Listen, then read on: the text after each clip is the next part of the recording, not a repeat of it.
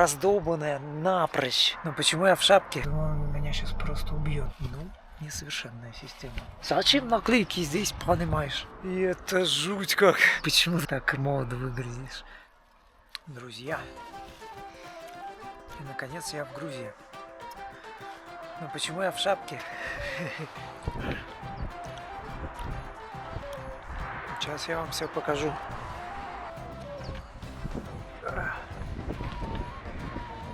Это я сушу вещи.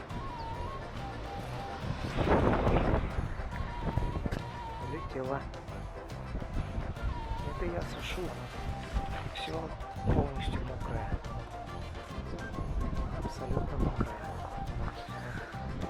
Вот нас встречает солнышко. Наконец я в Грузии. Это поселок Степансмунда.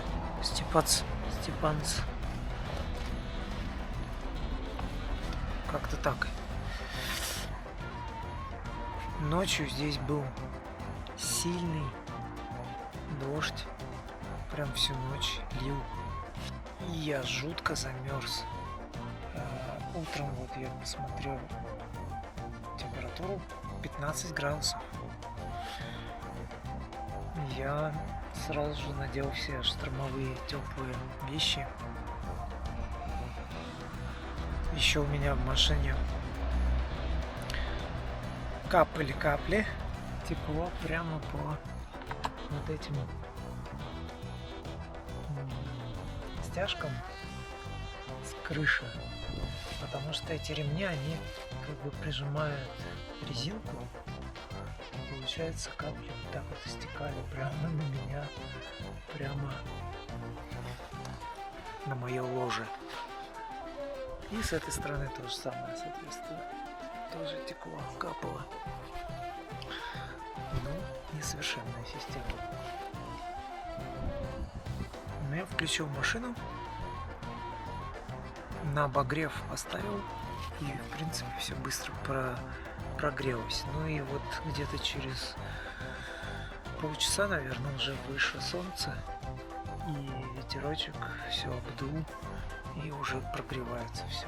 Так что, в принципе, это просто горный климат. Здесь так, наверное, думаю, что постоянно меняется. Расскажу, как я проходил границу.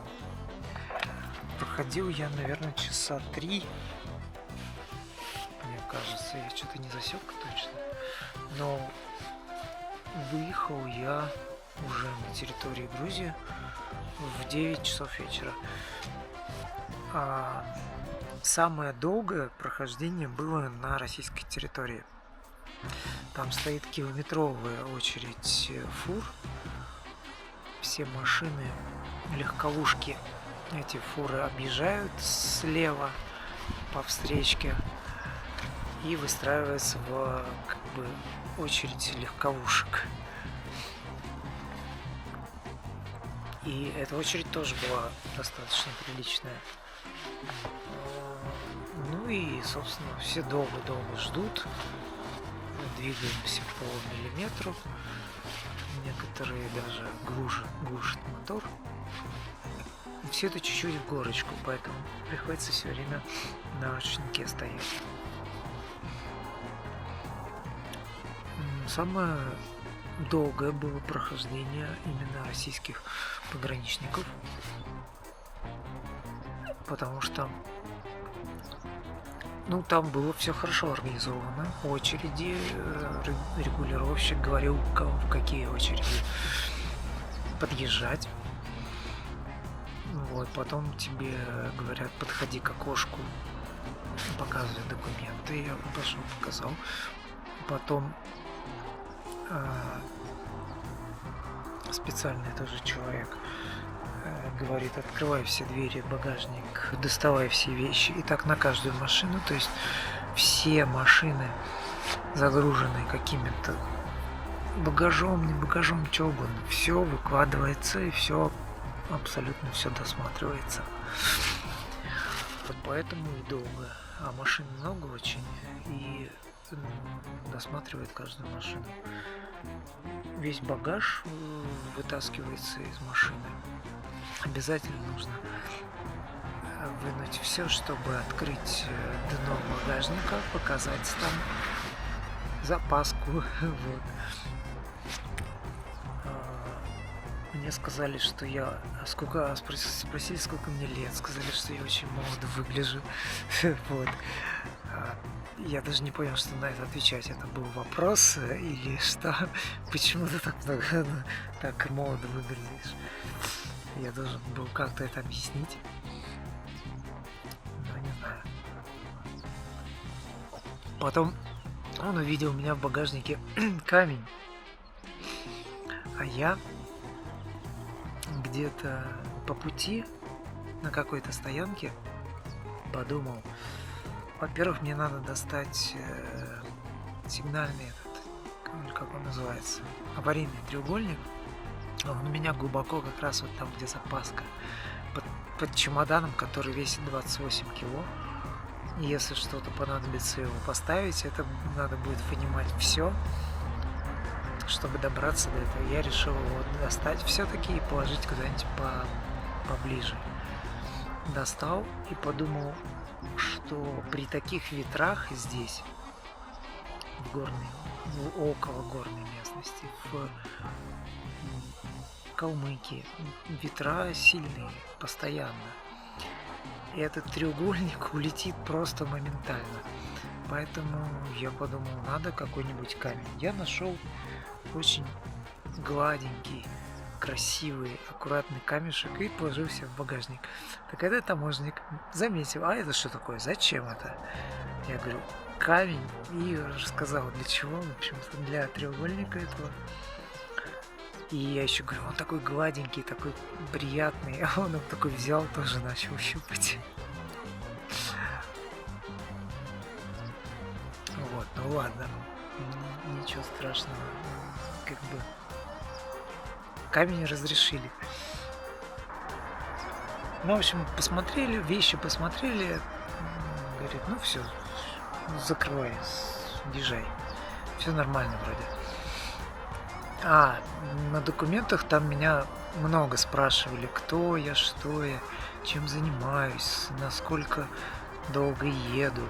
И, в общем, я рассказал подробно все, что я там музыкант, что у меня нет конкретных сроков, что я там собираюсь в Грузию, в Армению, может быть, в Турцию, что я, может быть, с коллегами там какой-нибудь концерт сделаю или еще что-то. И она спросила, а на каком инструменте играете? Я рассказал про все свои инструменты, что у меня и саксофоны, такие-сякие, трубы, флейты, гитары. Оно такое, это все так интересно, это все так интересно. Вот, в общем, поулыбалась, все хорошо, отпустила. А на грузинской, дальше едем уже к части грузинской таможни. Тут начинается полный хаос. Я просто наблюдаю детали, насколько все криво-косо. Очереди, кто быстрее куда пролез. Вот, передо мной были армяне. Я сразу понял, надо встать за ними, потому что там, где армяне, там ты быстренько куда-то пролезешь за ними. Вот, они очень ушлые. И это действительно так оказалось. Подошел полицейский, очень недовольный, начал что-то ковырять мою наклейку на машине. Говорит, что это такое? Я говорю, что за наклейка? Я говорю, это мой оркестр. Что, какой оркестр? Оркестр, говорю, мой оркестр, вот такой-то, вот оркестр. Такой, ну ладно. Пошел дальше смотреть машину. Вот, подъехали к проверке документов. Там уже тоже дядька, какие наклейки, что за наклейки, зачем наклейки здесь, понимаешь? Я начал объяснять, что за наклейки. Оркестр, какой оркестр? Здесь оркестр? Я говорю, нет, там оркестр. Что за музыка? Какой оркестр? Что за наклейки? Их очень удивило вот эти наклейки, они прям каждый подходил, смотрел, разглядывал, читал, что это такое. И они как-то так очень настороженно к этому отнеслись. Странно, не знаю, почему их так насторожили эти наклейки. Ну, в общем, все нормально. Пропустили. Я хотел показать страховку на машину, которую я заранее купил еще в Москве, потому что я знаю истории, что людям говорят: а теперь иди пешком вот туда, покупай там страховку, возвращайся и показывай, что ты купил страховку. Только после этого мы тебя пропустим, и ты поедешь уже на машине. Я так подумал, это мне не годится, мне надо заранее купить дома страховку, чтобы просто показал и дальше спокойно поехал. А тут дяденька вообще не спросил, не нужна мне страховка, не надо ничего. Все, проезжай, все, давай. В общем, грузинская таможня прошла очень быстро, хаотично. Это уже было 9 часов. И дальше началось самое интересное. Ночь, уже абсолютно темно. Грузинская серпантиновая какая-то горная дорога. Абсолютно ничего не видно. И мне совершенно незнакомая местность, раздолбанная напрочь абсолютно дорога с такими ямами, что там просто можно встать и вообще уже никуда не уехать. Но я как-то на второй передаче всю эту дорогу проехал.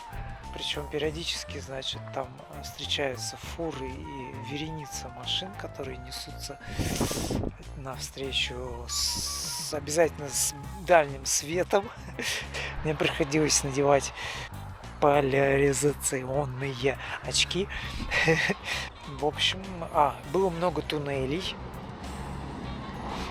Но, в принципе, интересный квест. Но я доехал до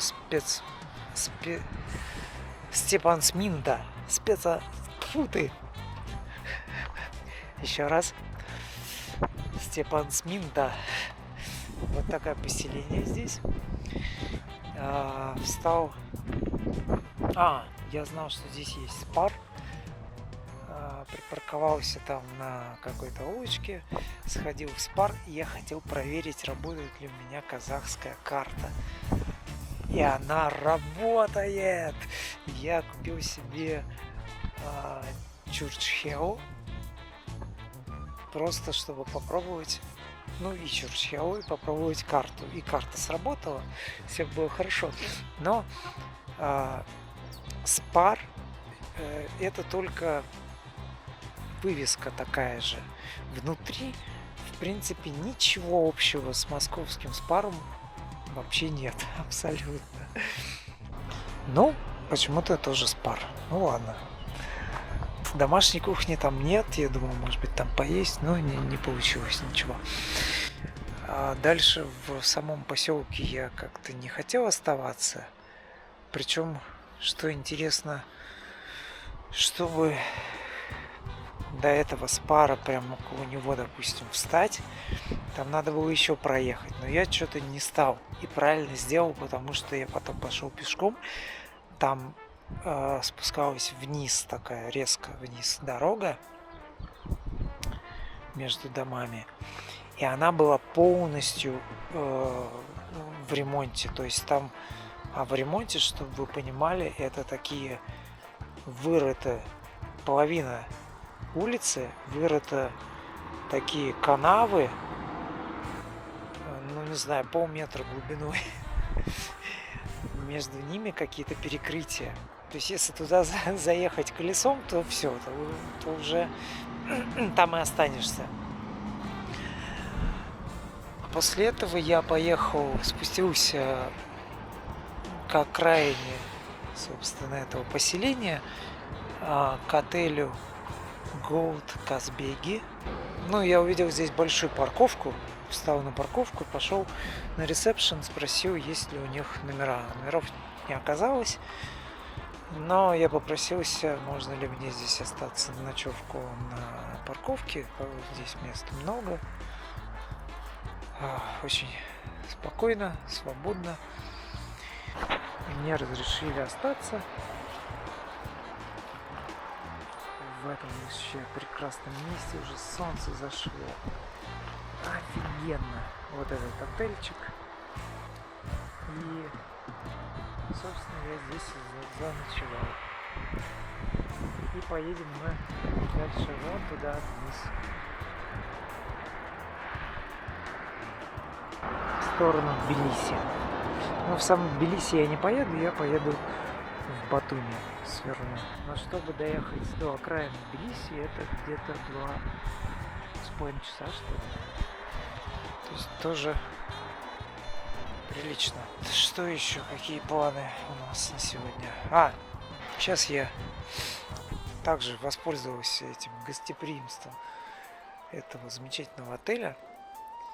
И пока там все спят, никого нету, я взял термос, помыл его и заварил свой чай, потому что там на кухоньке у них, общая кухня.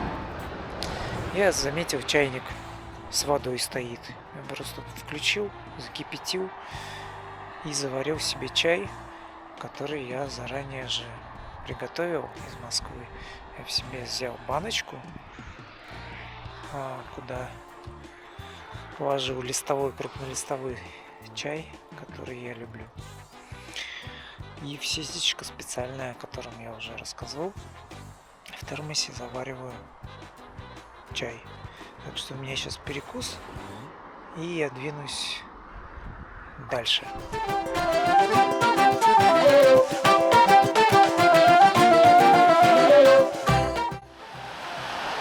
Я не удержался и остановился около горной речки, чтобы ополоснуться. Это просто космос!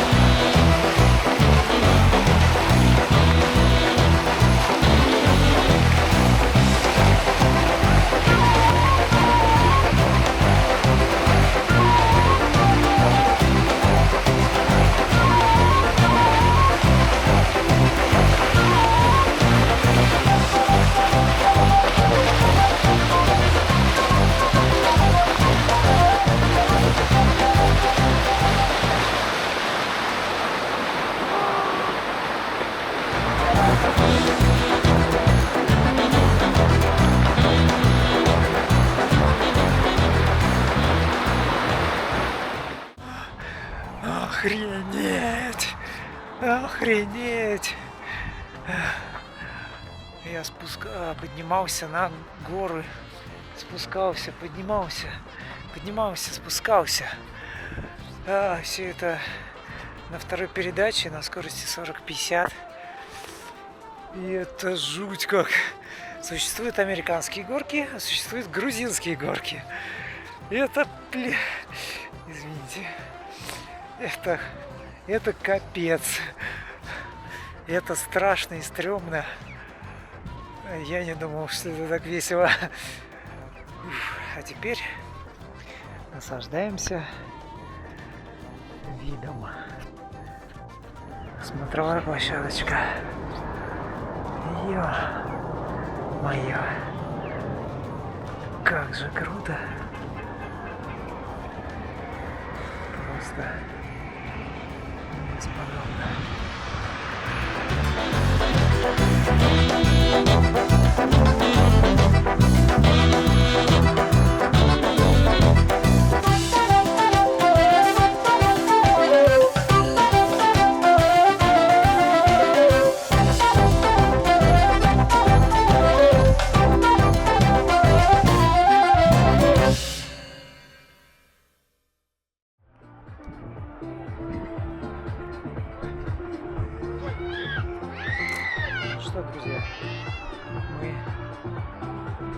Еще на одной смотровой.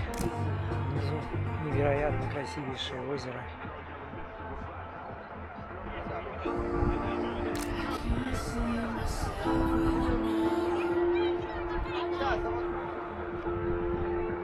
Я попробовал чипсы, которые такие же, как в Таиланде готовят, стритфуд. Ох, туда добавили столько специй, что нагорит все.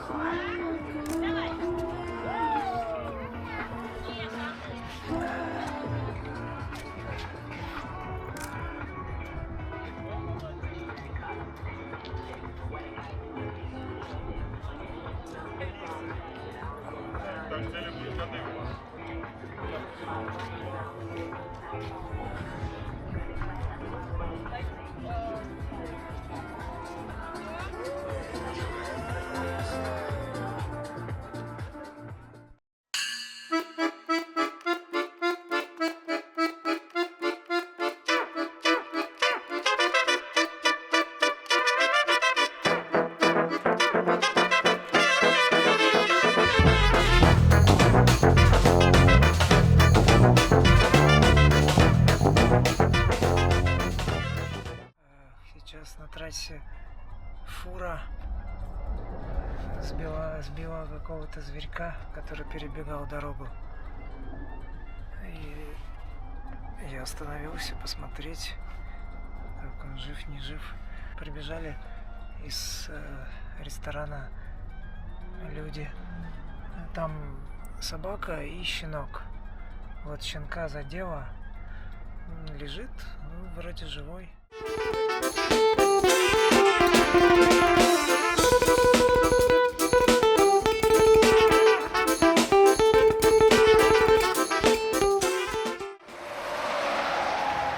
Так, не мог я не остановиться, показать вам озеро.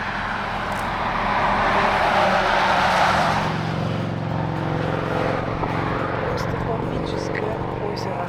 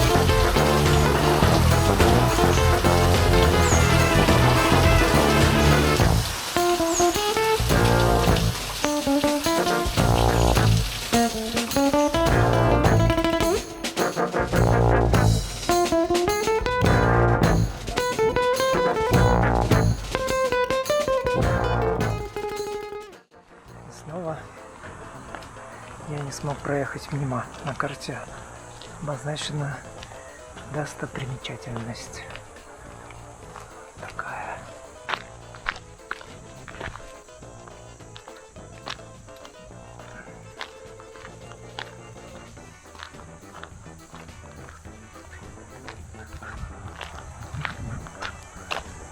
Вот туда даже можно зайти.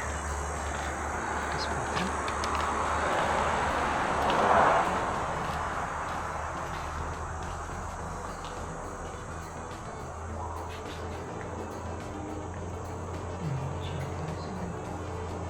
Парни приседали.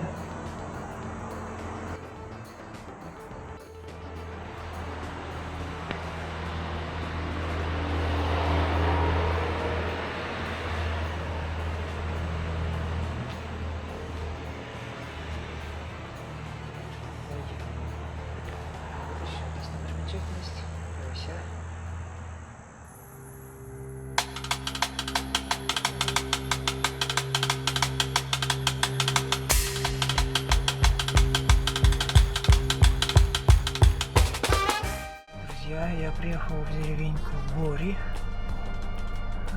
Думал, тут один гостевой дом присмотрел. припарковался по адресу и смотрю, дом, там все закрыто, с одной стороны, с другой стороны, что-то непонятно. Соседний дом я нашел открытые ворота, зашел, там постучался, вышла хозяйка. Я ей говорю: вы извините, пожалуйста, не знаете, гостевой дом такой-то. Она ничего не понимает, позвала мужа. Муж вышел с такой огромным голым пузом, на меня такой наступает, идет очень грозный. Иди отсюда нахер. Но он ничего не понимает по-русски, на своем языке говорит, но понятно было, что пошел отсюда нахер. Вот, я извините, и ушел быстренько. Пошел смотреть дальше дома, а потом возвращаюсь к машине. У машины стоит еще один парень какой-то, тоже с голым пузом. Я подхожу: извините, не знаете, где гостевой дом тут такой-то? Он говорит только по-английски, показал мне вон тот дом, и твоя машина, убирай отсюда, и вот в эти ворота больше не стучись никогда. Вот такие вот злые люди порой бывают. Я думаю, он меня сейчас просто убьет там с такой злобой. Вот так.